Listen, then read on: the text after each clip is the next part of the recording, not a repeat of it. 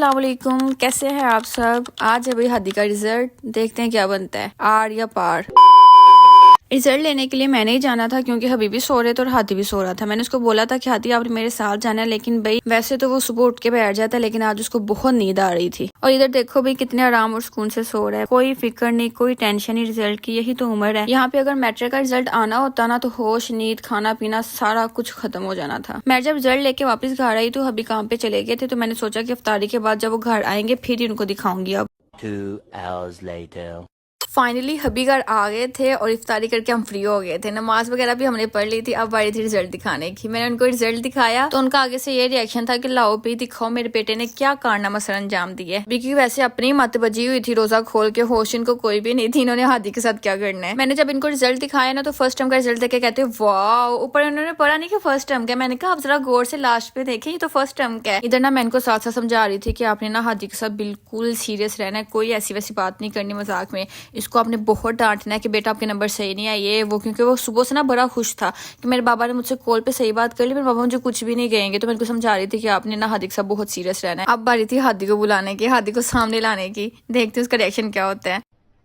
अरे कहना क्या चाहते हो? सीरियस हो जाना। अच्छा हादी, हादी इधर आओ। Bye bye, tata, goodbye, गया। इधर आओ, बाबा बुला रहे हैं आपको। ये क्या है? हैं? क्या है? शर्म है? मेरे बाबा मोबाइल बंद करो। हैं? बंदा कुछ अच्छे मार्क्स लेके आता है, कोई बाबा को पता चले कि बाबा खुश हैं। हैं? तुम्हारे साथ हूँ। फिर ये क्या रंबली है? क्या करे इस पर?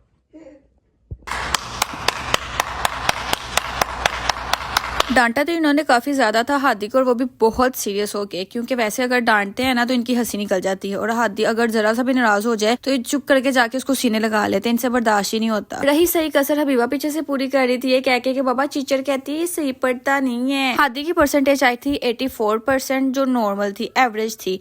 ना उसकी पोजीशन थी और ना ही उसके कम मार्क्स थे।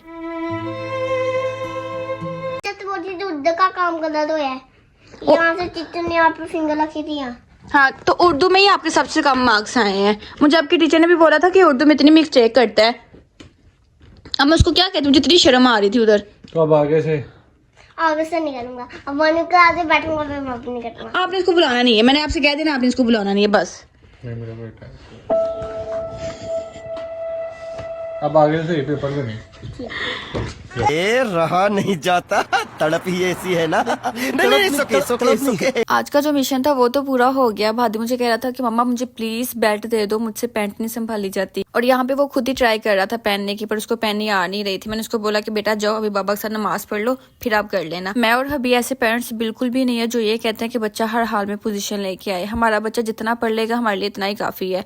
और हम ऐसे बिल्कुल भी नहीं है कि हम उसको कहें कि नहीं बेटा बिल्कुल ना पढ़ो, जो भी नंबर आ रहे हैं इट्स ओके। हम उसको डांटते भी हैं, प्यार से समझाते भी हैं, लेकिन जितना उसके लिए इजीली है वो उतना ले, हमारे लिए इतना ही काफी है। कुछ माँ बाप अपने बच्चों से सिर्फ इसी वजह से दूर हो जाते हैं कि उनको डिग्री और पोजीशन चाहिए, और बच्चे इस काबिल होते ही नहीं है क्योंकि उनका ध्यान शरारत और खेलने की तरफ होता है। और इस दौरान बच्चा अपने माँ बाप से कब दूर हो जाता है इस बात का पता ही नहीं चलता। जितनी इसको डांट पड़ी थी ना, इसको फील हो रहा था कि शायद ये फेल हो गया, और ये सबको खुद जाके बता रहा था कि मैं फेल हो गया हूँ। पर फिर मैंने इसको समझाया कि बेटा फेल नहीं हुए हो, मार्क्स कम आए हैं बस, और इसको फेल नहीं कहते।